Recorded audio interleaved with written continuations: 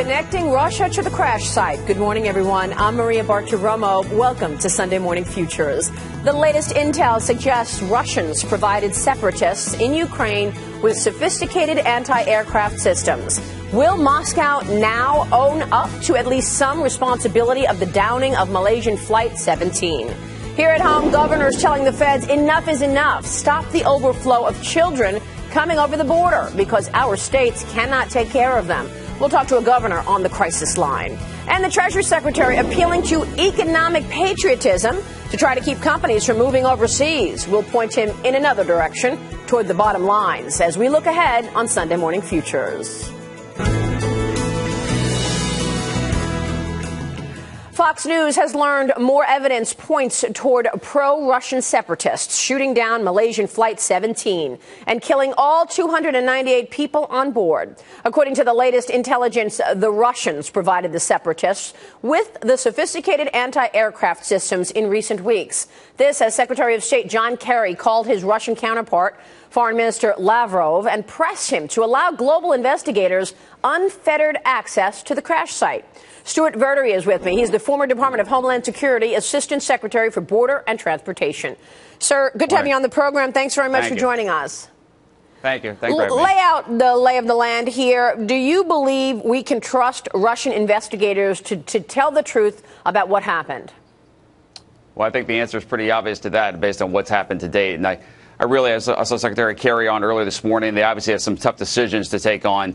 I think the bottom line's got to be is that we have to insist that the trigger man be turned over for accountability, and whether that's a separatist or somebody else. The fact that the weapons got in seemingly with Russian help, that's kind of the bottom line. And it's not so much the access to the crime scene. It's really kind of how did the weapons get to the site? How were they used? Was there any training provided?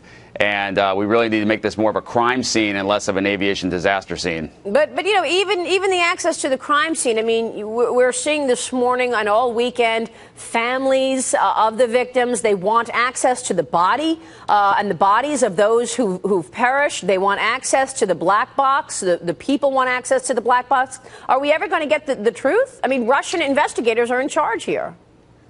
Well, I think that's we need to insist that we have very good international mechanics for solving aviation disasters. ICAO, the International Civil Aviation Organization, has an excellent track record in coming in and finding out exactly what happened. In this case, though, it seems somewhat obvious what happened. It's less about trying to figure out the cause of a crash and more about who was to blame, who was the trigger man, those types of things. But clearly, you can understand the family's desire to get more information, to find out accountability and the like, and certainly for the remains and the bodies to be treated with more respect than has been shown the last couple of days. But again, I hope the administration leans not only directly on Russia, but also through the EU, who really has a deeper relationship with Russia. There's things we can do on our side on sanctions, on getting our energy sector less detached or more detached, excuse me, from the Russian sector. But clearly, this is something where the Obama administration has to step up their game and really lean hard on Russia and on Europe to lean directly on Russia themselves. Yeah, Secretary, you know, I think the world is seeing this the way it is, but that doesn't really give much information to all of us who are trying to figure out how this happened. What do you think the goal here was of Putin and the separatists? Well, again, it's a little risky to guess, but it sure seems like this was an accident. They were trying to go after a military target, hit a passenger plane by accident.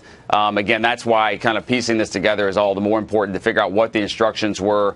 Was this a mistake, or or was this actually a cowardly act to go after a passenger plane, which seems kind of odd. I think the question now is, how do we respond from a foreign policy perspective? The bad news is that the facts aren't known. The good news is this act was so horrific and has really galvanized world attention that you will think this will make people maybe lean forward a little more on sanctions that might have an impact and give people political courage, not only in this country, but in Europe in particular, to take on some steps that, sanctions do have pain on both sides. But this is such a bad act, such a galvanizing moment that hopefully it'll give people the willingness to lean forward a little more aggressively, especially in the energy sector where we really can make a big difference. Someone made a remark to me the other night, which I thought really was apropos, and he said this really goes back to the perception of America today. And he said the bottom line is because of our foreign policy and the idea that America is not going to play policeman to the world and would rather take the laissez-faire laissez-faire attitude, MIA attitude. Our friends in the world no longer trust us. Our enemies in the world no longer fear us.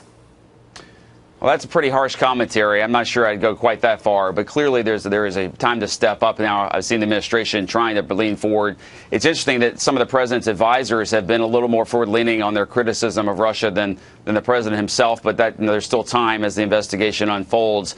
And sometimes these types of negotiations with your allies and the EU in particular have to be done behind closed doors, can't be made in front of television cameras. And so I think the jury's still out a little bit on what our reaction is and should be.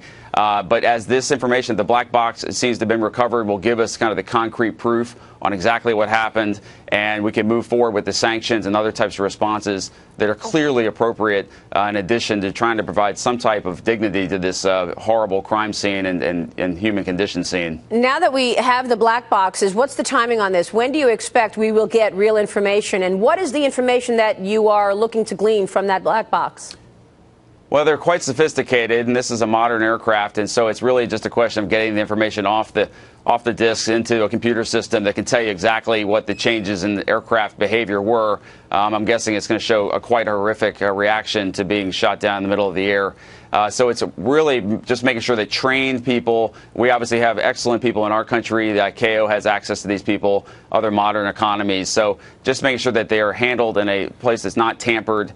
Again, this is not like the prior Malaysian situation where you really have no idea what happened. It's pretty clear what happened. It's just making sure that we figure out exactly were there anything captured between the on the data recorders in terms of in-flight communications. Were there any warnings given to the pilots? It doesn't seem likely, but those are the types of things we'll be looking for.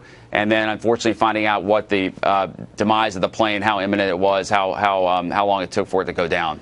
Thank you, sir. Good to have you on the program. We appreciate it. Thank you so much. We'll see you soon. Stuart Verderay joining us.